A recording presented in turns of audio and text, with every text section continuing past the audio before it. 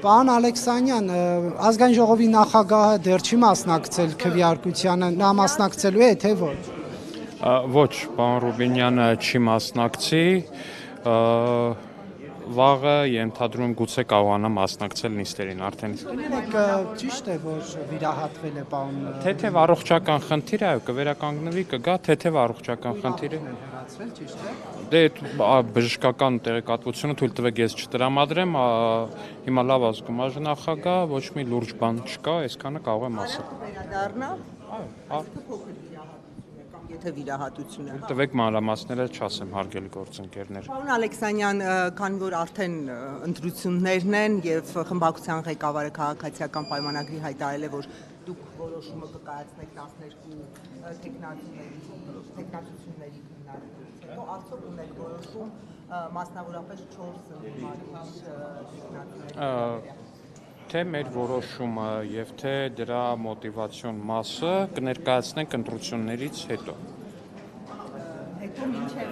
հաշվարկը, թե հաշվարկից հետո մենք էլ կտեսնենք։ Հաշվարկից հետո կներկայացնենք մեր մոտեցումները առհասարակ։ Պարոն Ալեքսանյան, կներեք, դուք Որտեւ ես կներեք ավարտեմ, պարոն Կիակոսյան, որտեւ ես գիտեմ, որ կա քաղաքացիների մի ստվար զանգված, որ մեզնից խնդրում է չընտրել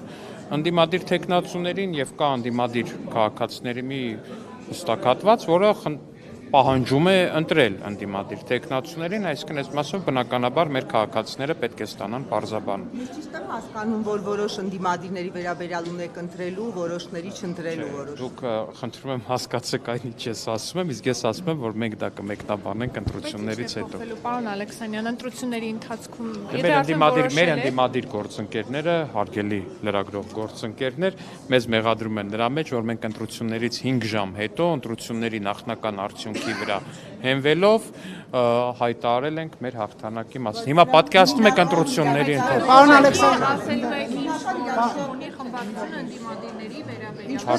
Հարգելի ասեցիք, որ ապահովել է քաղաքական որոշում։ Այո, դա այլ քաղաքական իրավիճակ է, սա այլ քաղաքական իրավիճակ է, պարոն Կիրակոսյան, եւ մենք կներկայացնենք դա ընտրություններից հետո։ Պարոն Ալեքսանյան, երեկվա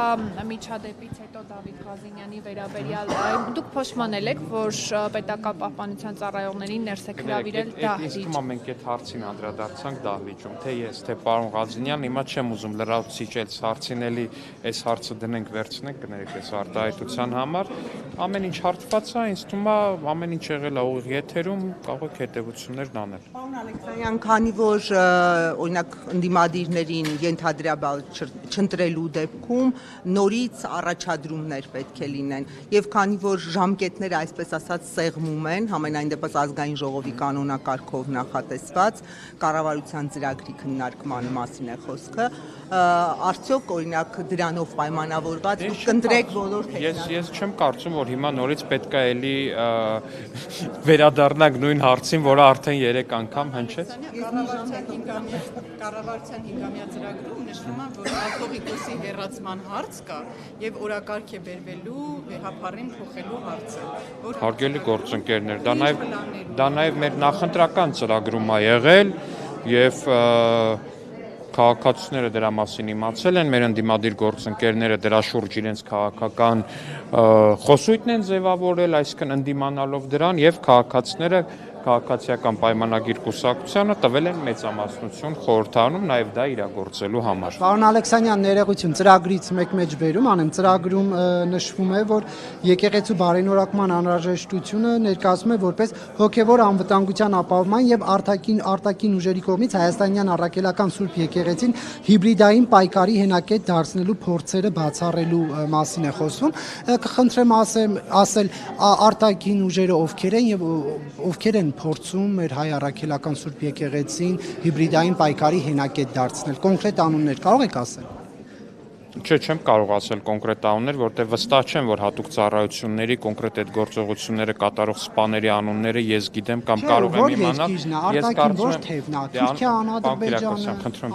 խնդրում եմ թողեք ավարտեմ։ Ինձ թվում է մեր քաղաքացիները շատ լավ գիտեն, որ երկրի կամ երկրների մասին է խոսքը։ Քաղաքացի չգիտեմ, խնդրեմ ասեք էլի, ես էլ եմ քաղաքացի։ Ովքեր որ գիտեն, ովքեր որ չգիտեն, խտրական վերաբերմունք չէ քաղաքացիների նկատմամբ, մերին իմանա, Սոնան իմանա, ես չիմանամ օրինակ։ Դե կարծում եմ ձեր գործընկերները կկիսվեն ձեր հետ Դուք այդ եք, բայց տեղեկատվությամբ։ գործընկերս չի բերել է կառավարության ծրագիրը, ձեր քաղաքական թիմն է բերել եւ վստահ եմ դուք էլ կողմ եք քվեարկելու։ Հիմա կխնդրեմ ասել արտաքին որ ուժերն են փորձում մեր եկեղեցին։ Ինձ թվում է բոլորը գիտեն ձեր հարցի պատասխանը։ Ես չգիտեմ, կխնդրեմ ասել։ Շատ լավ, բոլորը գիտեն ձեր հարցի պատասխանը եւ բոլորը շատ լավ հասկանում են, թե ես ինչու չեմ շատ ուղիղ պատասխանում ձեր հարցին։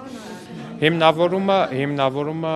Եզրաս Սրբազանի KGB-ի տոմսն է, հավաքագրման կներեք։ Դա է հիմքում միայն այսպիսի ձևակերպում Դա ամենափաստական հիմնավորումներից մեկն է, մնացածը կարող եք ուղղակի հետևել այդ մարդկանց գործունեությանը։ Ամենայն հայոց կաթողիկոսի վերաբերյալ նման տեղեկություններ հստակ իշխանությունն ունի, թե չէ, որ նման աղմկարույց ձևակերպում է արել կառավարության հնգամյա ծրագրի մեջ։ Ես կարծում եմ ձեր նշած անձի նույն ինքը Կտրիշ Ներսյանի գործողությունները տեսնելով կարելի է հստակ հանգել այն եզրակացությանը, որ դա առավել քան ճշմարիտ է։ Եվ ապացույցները ինչն են, այն որ ինքը չի ուզում Փաշինյանը լինել իշխանության, ձեր քաղաքական թիմին չի սիրում, դա է միայն հիմքում։ Չէ, միայն դա չի ակնհայտ։ Խնդրեմ հիմքեր ներկայացնել։ Մնացածը ինձ թվում է առաջիկայում կներկայացնենք եւ շատ ավելիԱգրի մանրամասն։ ժամանակ կներկայացնի պարոն վարչապետ։ Չեմ կասկածում, որ դրա մասին հարցեր կհնչեն վարչապետին ընդդիմադիր գործընկերների կողմից եւ վստահ եմ, որ այդ հարցերը կստանան շատ սպառիչ պատասխաններ։ Շնորհակալ։ Հավանիչ տեսանյութը եւ բաժանորդագրվիչ նորությունները բաց չթողնելու համար